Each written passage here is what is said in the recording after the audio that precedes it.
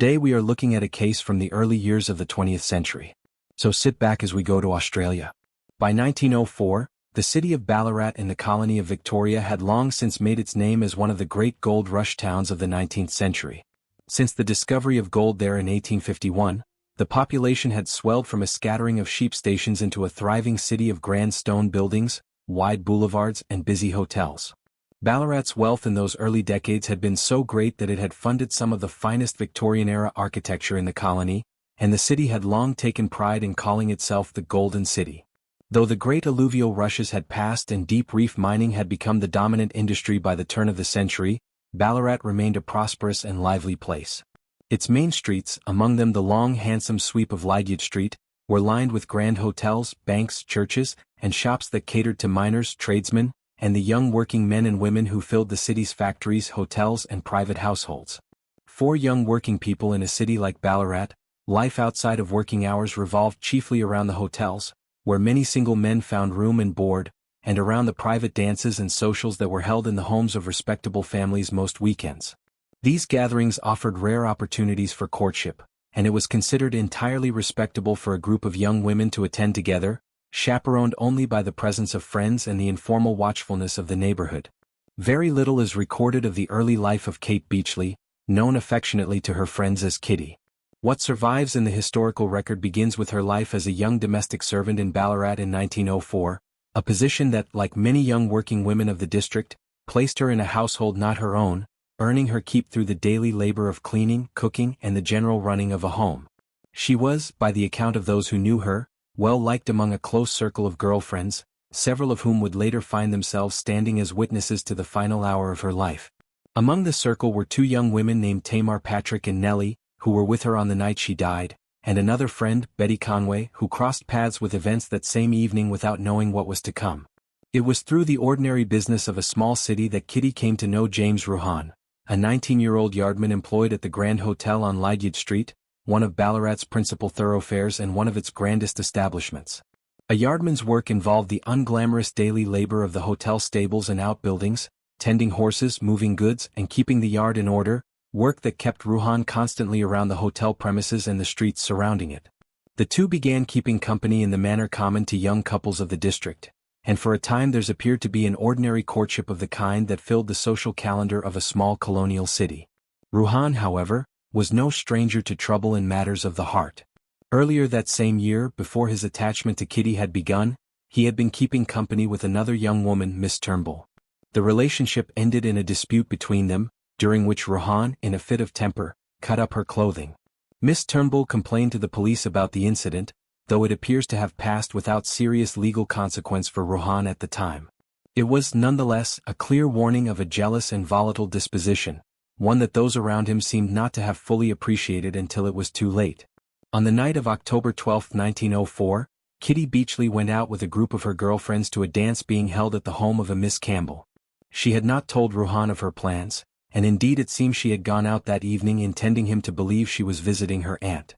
Ruhan, meanwhile, was spending the evening drinking at several of the local hotels in the company of his friend James Hutchinson. At one point, a young woman named Betty Conway arrived at the hotel where the two men were drinking, and Ruhan asked her directly where Kittie Beachley was. Conway told him that she had gone up the road with two other girls, Tamar Patrick and a young woman known as Nellie. Ruhan left the hotel and made his way to the dance, where he called Kittie outside, telling her he wished to speak with her for a minute. She held tightly to her friend Tamar Patrick's arm, and Patrick told Ruhan plainly that she did not intend to let Kittie go outside with him. Ruhan went into the room, took the cup of tea from Kittie's hand, spilling its contents over Patrick, and left once more. Returning to the bar, he told Hutchinson that Kittie had lied to him about visiting her aunt and was in fact at the dance. Hutchinson, by his own admission, responded that this was a poor way to be treated and remarked that Ruhan ought to kill her for it. Ruhan replied that he would like to meet her on her way home, to which Hutchinson suggested that since there would likely be young men accompanying the girls, Ruhan ought to arm himself with something to use against them. Ruhan went to the yard of the hotel and grabbed an axe. He returned to the street with the weapon in hand, declaring that he meant only to scare off any young men who might be walking the girls home. Hutchinson went with him. Kittie and her friends left the dance shortly afterward and began walking up Lydiard Street toward the Grand Hotel. Seeing Ruhan and Hutchinson approaching, the girls kept walking and Ruhan called out to Kittie. Hutchinson shoved her toward him. Ruhan placed his hand on her shoulder and said, "Kitty, I thought you were not going to the dance." She replied that she had had no intention of going when she left home. Her friend Nellie spoke up in her defense, telling Ruhan that it had been her own fault that Kitty had gone, but Ruhan warned the girls to keep their distance. Tamar Patrick, not about to be intimidated, asked him sharply whether he intended to be such a coward as to hit a woman.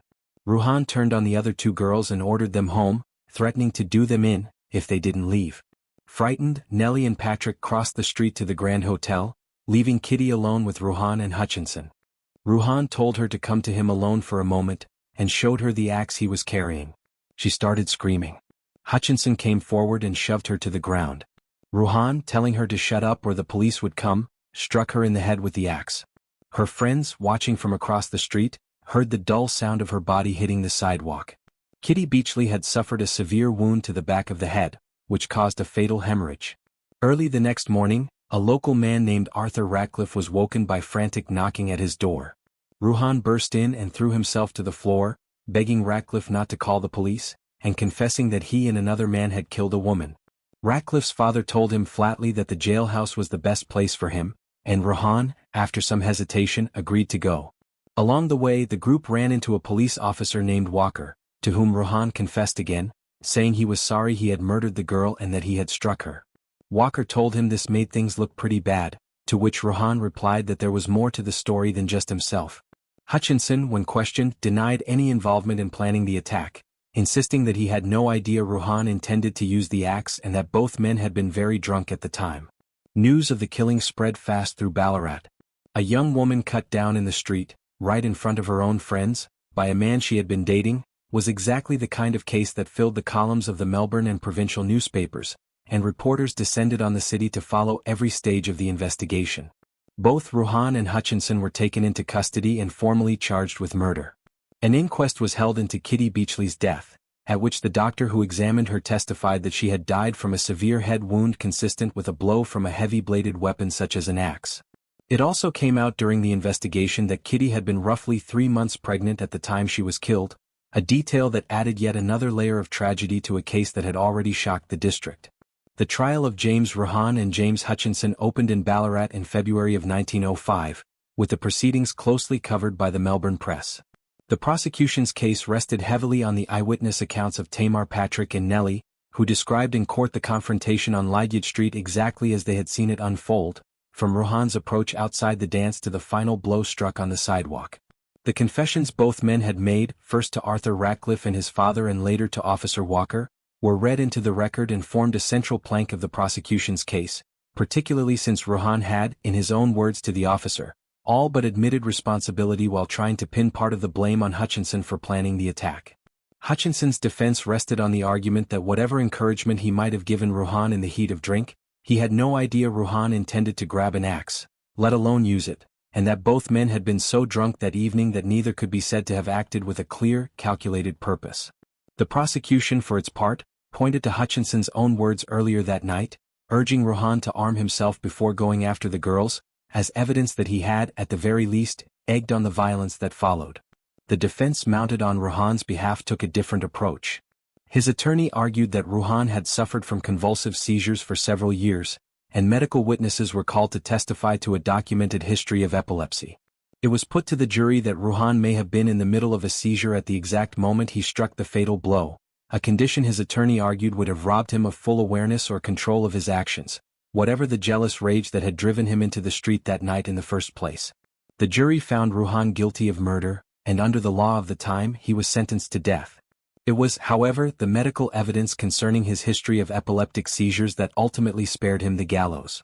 After review, the death sentence was commuted to life in prison, and rather than being held in the ordinary way, Ruhan was sent to Geelong Jail, an institution the authorities considered better equipped to handle his condition. Ruhan turned out, according to prison officials, to be a well-behaved inmate throughout his years behind bars. As the years passed, numerous petitions were filed on his behalf requesting an early release, citing his good conduct and the mitigating medical circumstances that had spared him execution in the first place. In 1919, after serving roughly 14 years of his sentence, he was released and returned to his hometown of Creswick, not far from Ballarat, to start his life over. He lived quietly there for another 15 years before dying in 1934, at the age of 50, following complications from a surgical operation. Kate Beachley, whose brief life had been so violently cut short on a Ballarat street corner over a matter of jealousy and wounded pride, was buried following the conclusion of the inquest into her death. She left behind the small circle of friends who had walked beside her that October night, trying in their own way to protect her, and whose testimony, preserved in the capital case files of the Public Record Office of Victoria, remains the clearest and most complete account of her final hours. More than a century later, it's their words, spoken in a Ballarat courtroom in the summer of 1905, that allow her story to be told at all. Hello everyone, and thank you so much for listening. As usual, please leave any comments or feedback you may have, and I hope to see you all again in the next Black Case Files.